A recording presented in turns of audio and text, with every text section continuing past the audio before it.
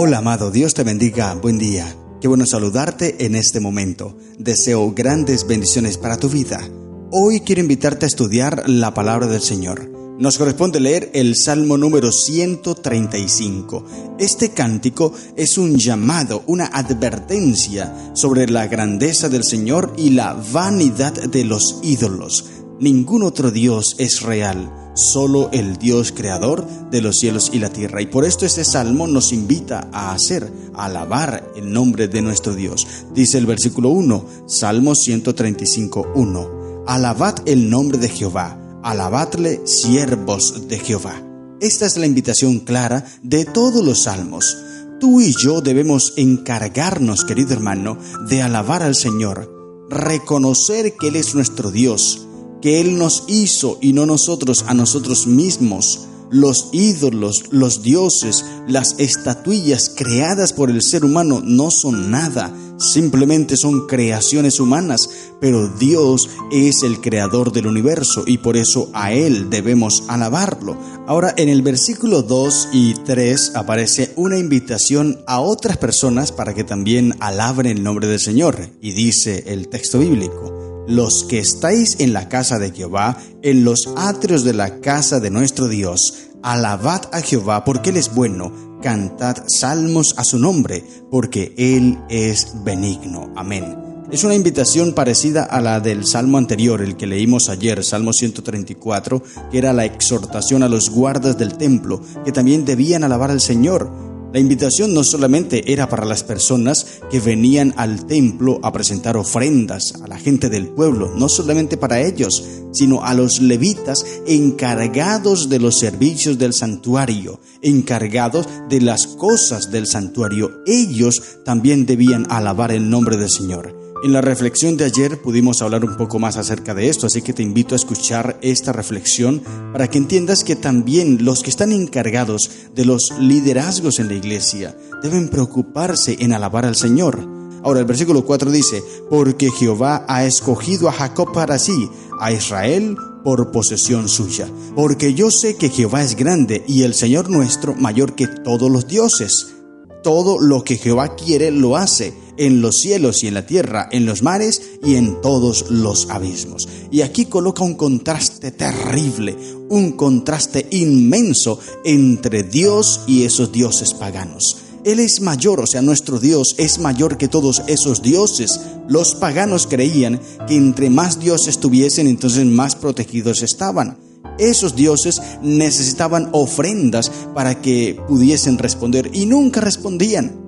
Dios respondía a su pueblo simplemente porque Él amaba a su pueblo. No necesitaba que el pueblo le diera nada, simplemente Él los ayudaba y Él les daba lo que ellos necesitaban porque los amaba. Así es hoy con nosotros. Dios nos ama a nosotros, no necesita nada de nosotros. Simplemente nos pide una respuesta a ese amor que Él nos da. Por tal motivo, cuando nosotros amamos a Dios, cuando nosotros alabamos a Dios, cuando nosotros le damos un servicio a Dios, estamos respondiendo a lo que Él ya nos dio, porque Él nos amó primero, entregando a su Hijo por nosotros. Y Él es mucho más grande que esos dioses.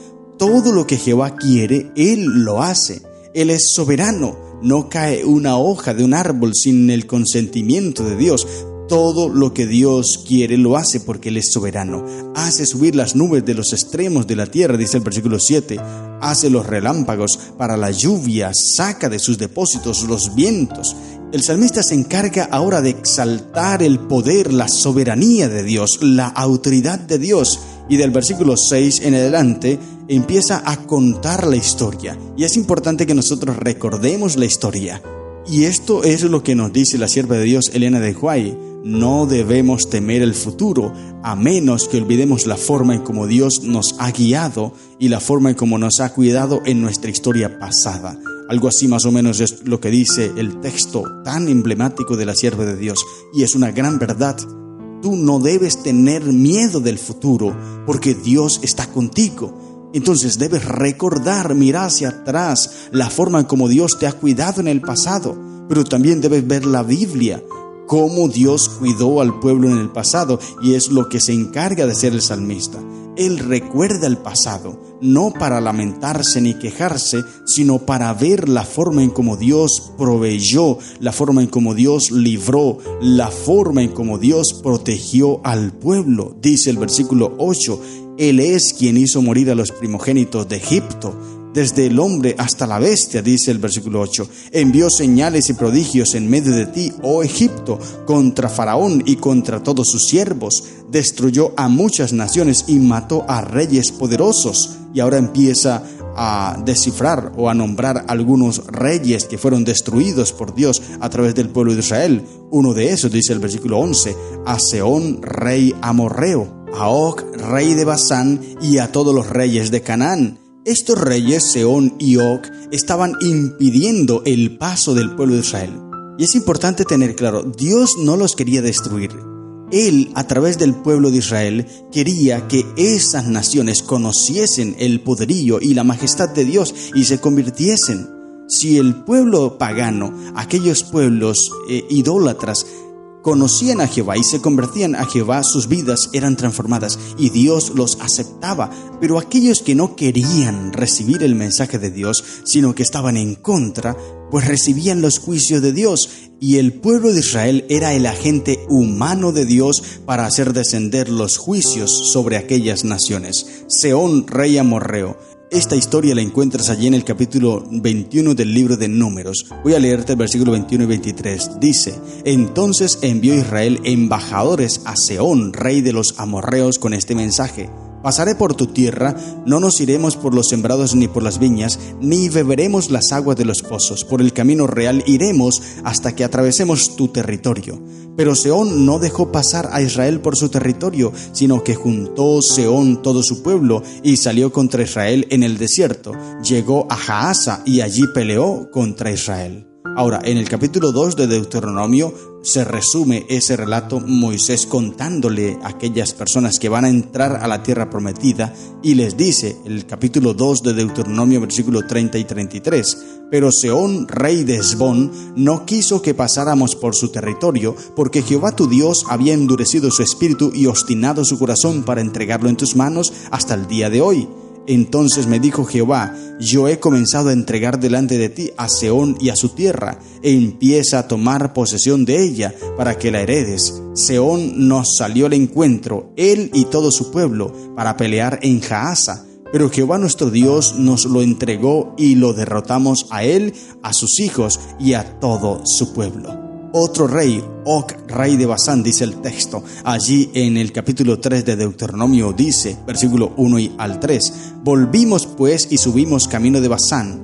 Entonces Og, rey de Basán, nos salió al encuentro con todo su pueblo para pelear en Edrei. Pero me dijo Jehová, no tengas temor de él, porque en tus manos lo he entregado junto con todo su pueblo y su tierra. Harás con él como hiciste con Sehón, el rey amorreo que habitaba en Hesbón. Jehová nuestro Dios entregó también en nuestras manos a Og, rey de Basán, y a todo su pueblo, al cual derrotamos hasta acabar con todos. Todas estas naciones fueron destruidas y los territorios de estas naciones fueron entregadas al pueblo de Israel. En Números capítulo 32 y versículo 33 se dice a qué naciones o a qué tribus se les entregaron estos territorios. Dice, así Moisés dio a los hijos de Gad, allí está la primera tribu, los gaditas, a los hijos de Rubén, los rubenitas, y a la media tribu de Manasés, hijo de José, el reino de Sehón, rey amorreo, el reino de Og, rey de Basán, la tierra con sus ciudades y sus territorios, o sea, las ciudades de los alrededores. Estas 2 tribus y media fueron las que quedaron antes de pasar el Jordán. Allí quedaron establecidas y se les dieron estas tierras de aquellos reyes que impedían el paso o que no querían que el pueblo de Israel pasara por allí. La tribu de Rubén, la tribu de Gad y la media tribu de Manasés. Esto lo encuentras allí en Números 32-33. Entonces, nótese bien, Dios está con su pueblo, y cuando Dios está con su pueblo, nada ni nadie puede derrotar y destruir el propósito que Dios tiene para su pueblo. Si Dios tiene un propósito para tu vida, querido hermano, nadie lo puede detener, porque Dios hace lo que quiere, dice el versículo 6 del Salmo 135. Dios es supremo, es soberano. Estas naciones querían impedir el propósito de Dios con el pueblo de Israel, pero Dios los destruyó a ellos y dio la tierra de ellos en heredad, dice el versículo 12, en heredad a Israel su pueblo. Oh Jehová, eterno es tu nombre, dice el versículo 13.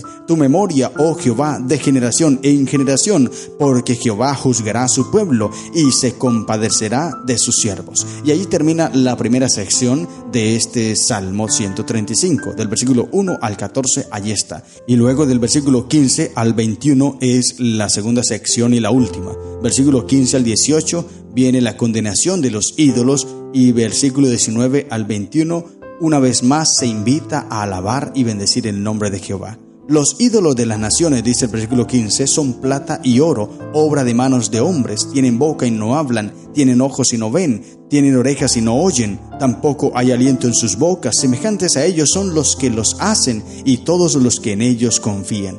Estos versículos de Salmo 135, versículo 15 al 18, son una réplica de aquel Salmo 115, versículo 4 al 8. Se dice lo mismo, y es que estas naciones tenían sus dioses y confiaban en sus dioses. Y por más que veían las obras poderosas de Dios y portentosas, aún así seguían confiando en sus deidades, en sus dioses falsos. Y mira que esto pasará también en el tiempo final. Hoy día está pasando. Muchas personas ven lo que dice la palabra del Señor, pero no quieren escuchar.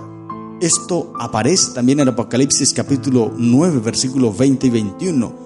Cuando caen las trompetas, caen las plagas sobre la tierra, dice el texto bíblico, Apocalipsis 9, 20 y 21. Los demás hombres, los que no fueron muertos con estas plagas, ni aún así se arrepintieron de las obras de sus manos, ni dejaron de adorar a los demonios y a las imágenes de oro, plata, bronce, piedra y madera, los cuales no pueden ver, ni oír, ni andar. No se arrepintieron de sus homicidios, ni de sus hechicerías, ni de su fornicación, ni de sus robos. Es tremenda la idolatría, la incredulidad de la gente.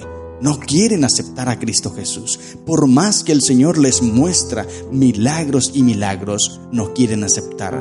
Y es por eso que el salmista se encarga en el Salmo 135 de invitarte a ti y a mí, querido hermano, a que reconozcamos a nuestro Dios. Casa de Israel, bendecid a Jehová. Casa de Aarón, bendecid a Jehová. Casa de Leví, bendecid a Jehová. Los que teméis a Jehová, bendecid a Jehová. Desde Sión sea bendecido Jehová, quien mora en Jerusalén. Aleluya. Esta es la invitación final del salmista y es lo que nos dice a ti y a mí, querido hermano. Bendecid a Jehová, es decir, reconoce a Jehová en tu vida, reconócelo como tu hacedor, reconócelo como el proveedor de todas las cosas que tienes, reconócelo como tu soberano, como tu sustentador, como tu libertador, y tu vida estará tranquila. Andarás en luz, y el que anda en la luz no tiene tropiezo, porque Dios es la luz que le guía y le alumbra su camino. Por eso hoy confía en Cristo, querido hermano. Alaba su santo nombre. Bendice el nombre de Jehová y Él estará a tu lado. Estas son las lecciones que encontramos en el Salmo número 135. Que el Señor te bendiga. ¡Feliz día!